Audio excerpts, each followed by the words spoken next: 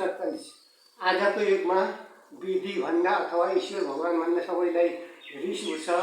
तर ईश्वर भगवान अथवा विधिको विधान नभई सृष्टि ब्रह्माण्ड नै चल्दैन। आजको ईश्वर ग्रन्थ 147 मा धर्मको असत्य झुट र भ्रम के छ भने विधि विधानबाट अथवा भगवान ईश्वरबाट सुन्नुहोस्। धर्मशास्त्र के भ्रम झुट र असत्यता छ भयो भने श्रीमानले गरेको श्रीमती, श्रीमतीले गरेको श्रीमानलाई फल मिल्छ भन्नु यो सरासर गल्ती र झुट असत्य हो। जसले गर्यो उसैलाई हो, किनभने के अर्काले फलाएको फलफुल आफैले खाने कि अरूलाई दिन्छ। आमा बुवाले खाएको छोराछोरीलाई हुन्छ, छोराछोरीले खाएको आमा बुवालाई हुन्छ।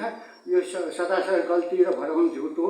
जसले सत्य गर्यो त्यो त्यसैलाई हो, जसले कर्म गर्यो त्यो त्यसैलाई हो। श्रीमानको श्रीमतीलाई हुँदैन, श्रीमतीको श्रीमानलाई फल मिल्दैन। यो ईश्वर विधि विधानले यही तोकेको छु र ब्रह्माण्ड यही सत्यबाट नै विधि विधान चलेको छ। जगत भनेको सत्य, विधि, नियम र ज्ञानको विधानमा चल्छ। धर्मशास्त्र पनि एउटै ईश्वरका सन्तान हुन्, तर कता कति झुट भ्रम र असत्य पनि धर्मशास्त्रले लेखेका छन्। धर्मशास्त्र एउटै ईश्वरका भगवानका वरदान ज्ञानी मात्र हुन्। यिनले भ्रम ज्ञान पनि शास्त्र लेखेका छन्। यो शास्त्र पूर्ण रूपमा झुट हो।